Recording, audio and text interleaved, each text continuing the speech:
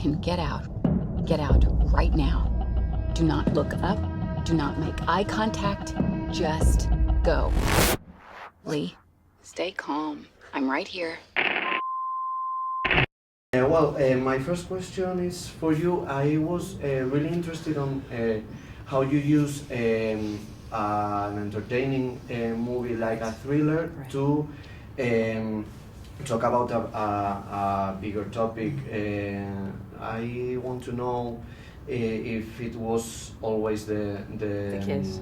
The case. Like for example, The Big Short uses comedy and pop references to explain financial crisis. If you wanted also to enter this big topic through maybe easier path for the audience. I love The Big Short. I mean, what an extraordinary movie. Brave, unique, really a unique look at the financial world, and really an artistic endeavor.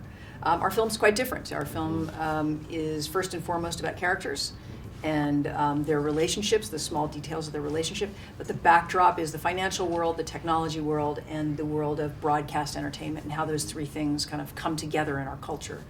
There are a lot of layers to the movie, and it is quite an intelligent movie, but we let the audience have the experience, and we let them go on this ride, this kind of thriller ride, and hopefully at the end of it they have some message to take home with them to think about.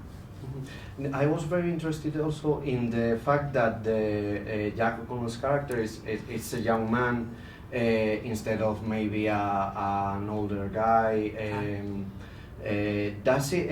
Was it set on the script already, or did you want it?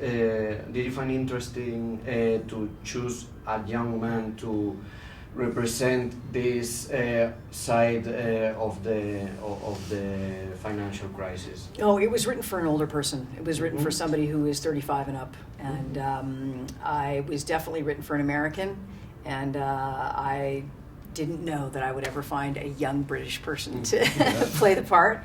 But when Jack gave us the audition, it made us think of the character in a brand new way, and made us really contemplate the rage that young people have today of, they've done everything right, they've followed the rules, they did what they were supposed to have, and they have nothing. And that's certainly very true in Europe in this time after the financial crisis. So, it's really Jack that inspired us to change the character. Mm-hmm. Well, Jack, you've had some pretty big steps in this star system. You've worked with top names already. A few days ago, you were related to this big Han Solo casting news, and I think you have very ambitious plans for you. I want to know, besides the fact that maybe it wasn't the previous casting, the Han Solo, if you want to continue trying to getting in these big franchises, if you find it interesting, because all your characters have been really great, but maybe more specific.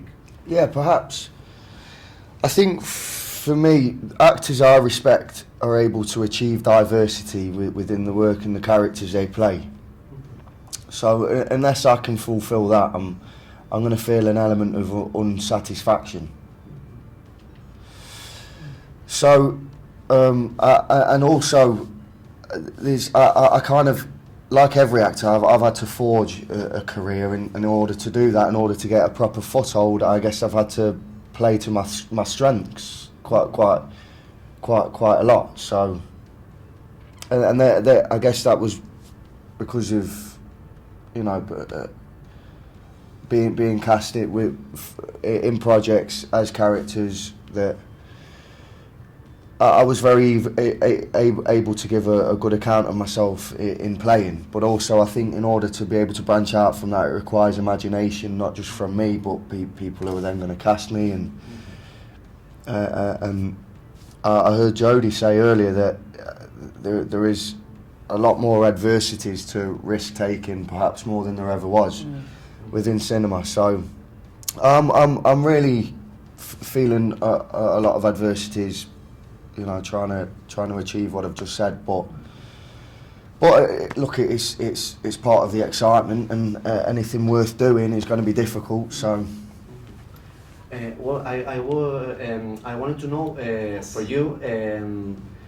You didn't have you don't have in your career a big franchise or sequels or some Hollywoody Yes. big star type of movie, and I want to know why if you didn't get a great offer, or didn't you find anything interesting? I think you choose the characters that move you and the movies that move you, and I really like singular characters. I like characters that are lonely, and when I look at some of my biggest movies, you know, Silence of the Lambs, Contact, you know, Nell, Panic Room, you know, they're all solitary characters, and that meant that I was alone on screen a lot of that, or at least I was alone headlining the movie, and I think that's been wonderful for my career. You know, I really think it has. It's set me apart in some ways.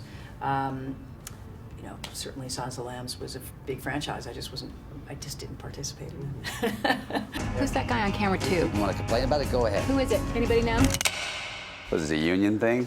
Cut the feed. Whoever's in there, turn the cameras on. Turn the cameras on, Patty. Turn them on, What do you want me to Patty. do? Turn them on. Put it up.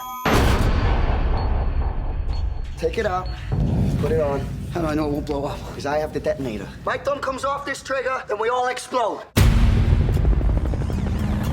I might be the one with the gun here, but I'm not the real criminal. It's people like these guys. I got my finger on the trigger, I'm telling you, it's rigged. The whole damn thing. but I don't know who to trust. They're stealing everything from us, and they're getting away with it, I too. look into How's that your even fair? Just keep talking to him. All right, you're good at that. Got my finger on the trigger.